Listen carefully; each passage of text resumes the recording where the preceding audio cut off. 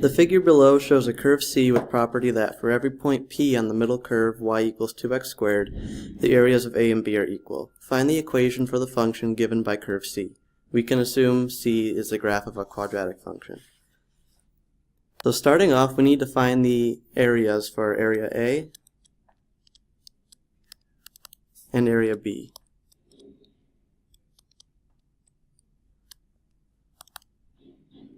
To find the area of section A, we need to use vertical cross sections.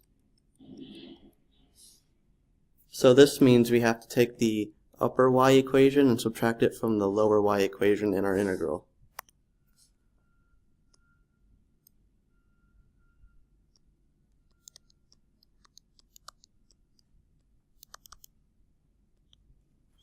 And our bounds are going to be from 0 to P.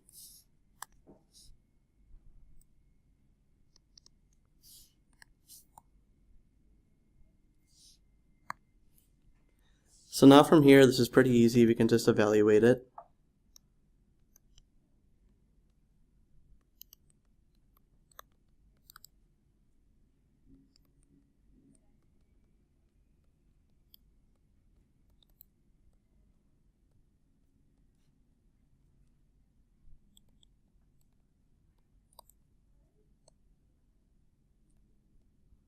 Now that is our area A. Now for area B, we're going to need to use horizontal cross sections. So we are going to have to subtract the right equation in terms of y from the left equation in terms of y. But first we need to find out what C is and what our point P is. Now because P is a point that lies on the line y equals 2x squared, we can just plug P in for x to get our y coordinate.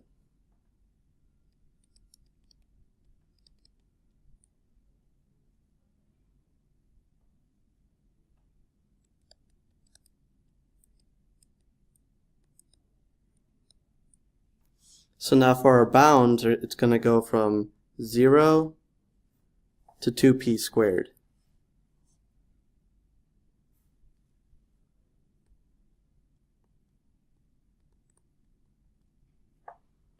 And we can subtract the right equation in terms of y from the left equation in terms of y. Now, getting y equals 2x squared into terms of y is fairly simple.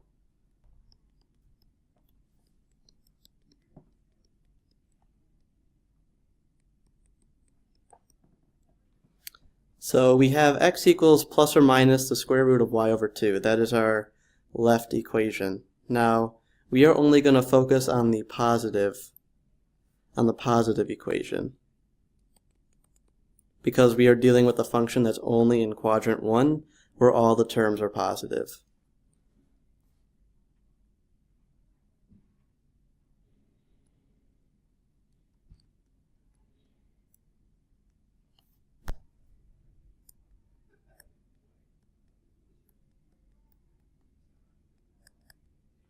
So now we need to find out our C equation and get that in terms of y.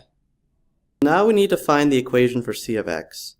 Because the problem states that we can assume function C is a quadratic, we can go ahead with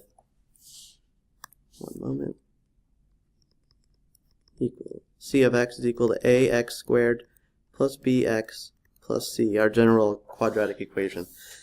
Now this can actually be reduced down, and we can prove that coefficients b and c are equal to 0.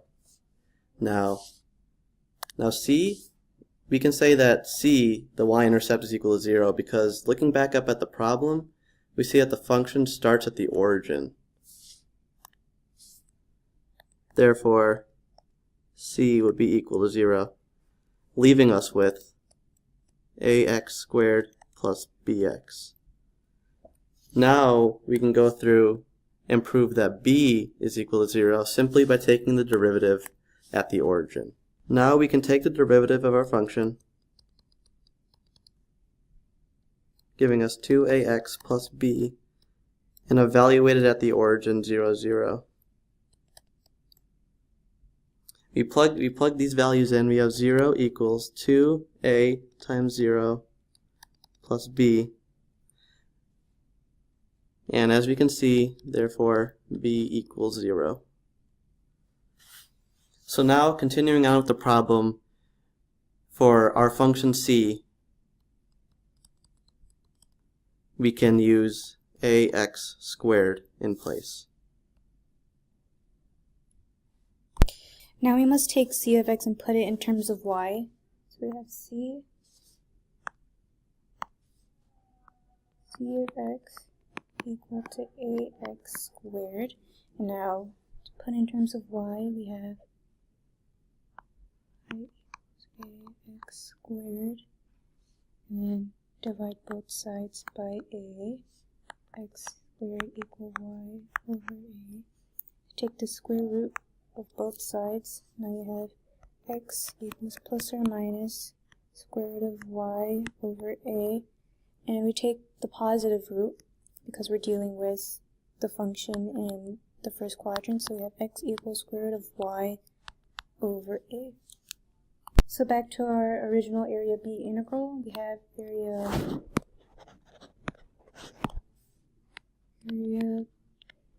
B equal to integral from 0 to 2p squared of the square root of y over 2. And we can plug in square root of y divided by a for c of x.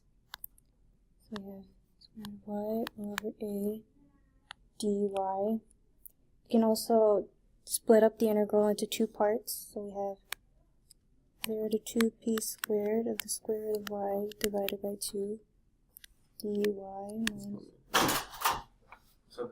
And then we have the integral from 0 to 2p squared square root of y over a dy. Now we can pull out constants to simplify our integral. We can, for the first integral, we can pull out 1 over square root of 2.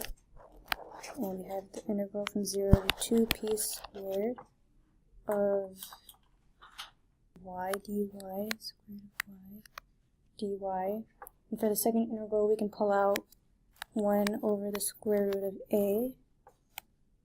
And then from the integral from 0 to 2p squared of square root of y dy. And then now we're going to set area A equal to area B. Area A equal to area B.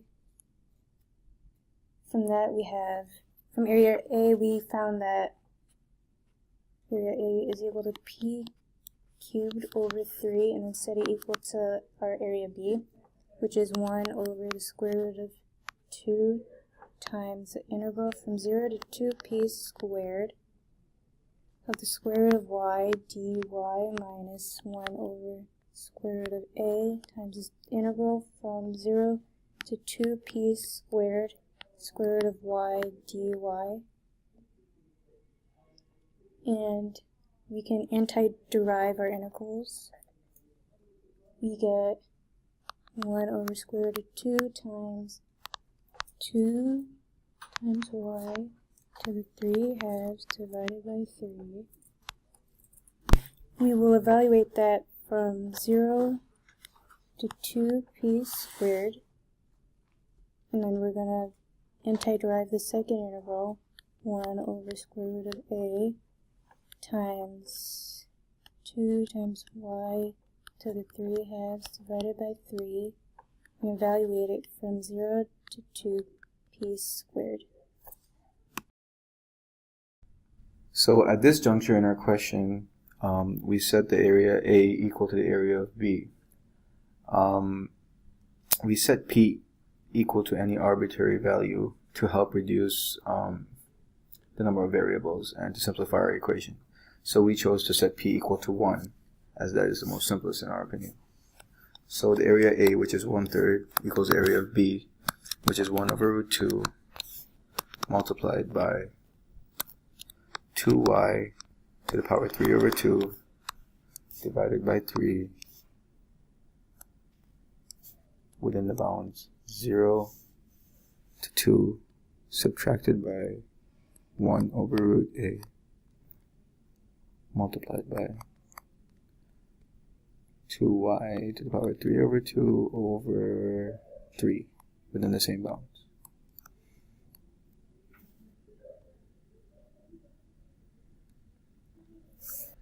Now we can evaluate our equation, or area B, on our bounds, which are 0 to 2, and we'll get 1 over root 2 times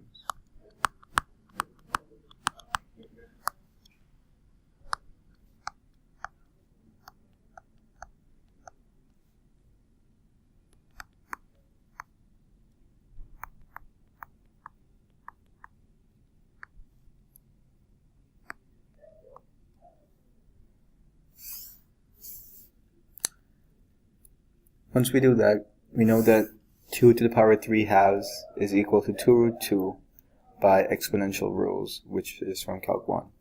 And since we have a 2 in front of the 2 to the power 3 over 2, we know that our answer would equal 4 root 2 over 3, because 2 root 2 times 2 is 4 root 2.